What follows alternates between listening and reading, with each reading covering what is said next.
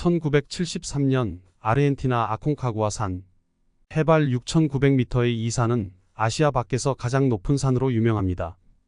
그해 전 세계에서 모인 국제 원정대는 이 거대한 산을 정복하기 위해 나섰지만 두 명의 클라이머는 끝내 돌아오지 못했습니다.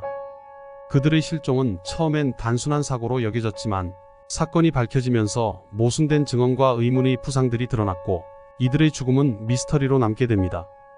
이 원정대는 뛰어난 배경을 가진 다양한 인물들로 구성되었습니다. 나사의 존 쿠퍼는 아폴로 미션에서 달 착륙을 지원했던 지질학자로 킬리만자로와 멕시코의 봉우리를 정복한 경험이 있는 베테랑 클라이머였습니다. 자넷 존슨은 콜로라도 산악클럽에서 활약하던 여성 과학자로 많은 산을 오르며 그녀의 사진이 산악 잡지에 자주 실리곤 했습니다. 이들과 함께 카리 디포, 짐 페트로스키, 빌 유뱅크 등 다양한 등반가들이 아콘카구아 정복을 목표로 모였습니다. 아콘카구아는 쉽게 정복할 수 없는 산입니다. 북면 경로는 초보 등산객들이 많이 찾지만 그해 원정대가 택한 폴란드 빙하 경로는 그야말로 극한의 도전이었습니다.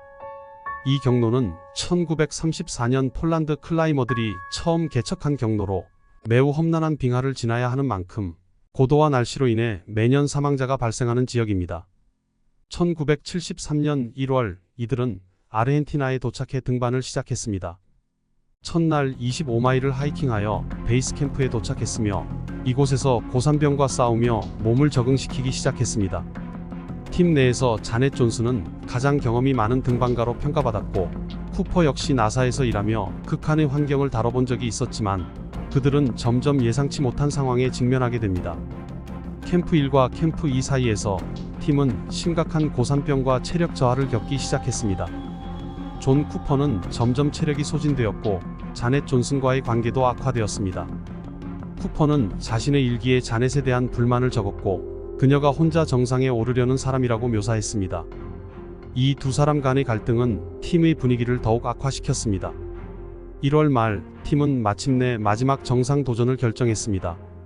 그러나 존 쿠퍼는 심각한 고산병 증상과 체력 저하로 인해 하산을 선택해야 했습니다. 그는 캠프 3로 홀로 하강했고 자넷 존슨과 나머지 팀원들은 계속해서 정상으로 나아갔습니다. 하지만 그들은 정상에 도달하지 못한 채 돌아와야 했고 그때 존 쿠퍼가 사라진 것을 발견했습니다.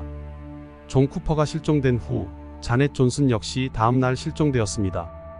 폭풍과 어두운 날씨가 그들의 수색을 더욱 어렵게 만들었고 생존자들은 그들의 마지막 모습을 기억할 수 없었습니다. 카리 디포와 다른 팀원들은 혼란 속에서 서로 엇갈린 증언을 했습니다.